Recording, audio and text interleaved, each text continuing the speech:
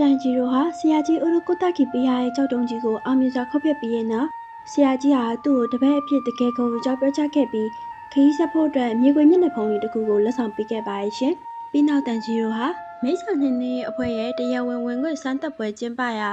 တောင်ပေါ်စီကိုခီးထွက်ခဲ့ပါတော့ရဲ့ရှင်တောင်ပေါ်မှာတော့မိတ်ဆွေမကြိုက်တဲ့ຫນွေဦးခရမ်းပြပန်းလို့ခေါ်ရဲ့ပန်းဒီဟာတစ်နှစ်ပတ်လုံးပွင့်လန်းနေပြီးတောင်ထိပ်မှာတော့စမ်းသပ်ပွဲဝင်မဲ့လူငယ်အများပြားနဲ့အတူထူးဆန်းတဲ့အမွန်ညီမနှစ်ယောက်ကစမ်းသပ်ချက်ကတော့ရိုးရှင်းပါရဲ့ရှင်အဲ့ဒါကတော့မိစ္ဆာရဲ့အပြည့်ရှိရဲ့ဒီတောင်ပေါ်မှာဘသူ့အကူညီမမပါပဲ9ရက်တိတိအသက်ရှင်အောင်နေထိုင်ရမှာပဲဖြစ်ပါရဲ့ရှင်လို့တေချာလေးရှင်းပြပေးခဲ့ပါတယ်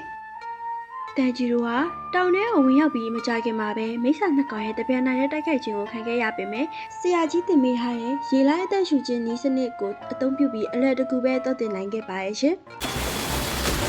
死の型打ちしよ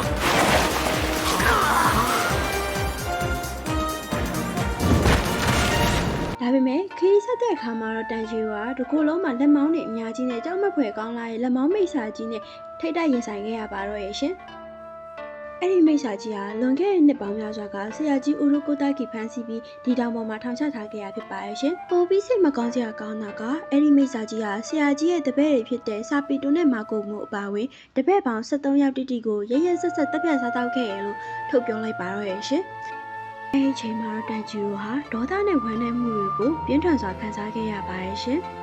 နောက်ဆုံးမှာတော့မိစ္ဆာကြီးကတန်ဂျီရိုကိုပါထပ်မံတပ်ဖြတ်ဖို့သူ့ရဲ့လက်မောင်းအများကြီးနဲ့အသေးအံတိုက်ခိုက်ခဲ့ပါရဲ့ရှင်ဒါပေမဲ့တန်ဂျီရိုဟာစိတ်ကိုတင်းငြိမ်အောင်ထားပြီးစာပီတိုတို့ရဲ့ဝိညာဉ်ရေးကာကွယ်ပေးမှုနဲ့အတူမိစ္ဆာကြီးရဲ့အကြမ်းခံနိုင်ဆုံးဆိုတဲ့လေပင်ကိုရေလိုက်တက်ရှူခြင်းဒီစနစ်ပထမပုံစံနဲ့အောင်မြင်စွာခုတ်ပစ်ပစ်လိုက်ပါတော့ရဲ့ရှင်အပိုင်းလေးကတော့ဒီမှာပဲပြီးဆုံးသွားပြီဖြစ်ပြီးအပိုင်း5လေးကိုလည်းဆက်လက်ဆောင်ရွက်ကြည့်ရှုပေးကြပါဦးနော်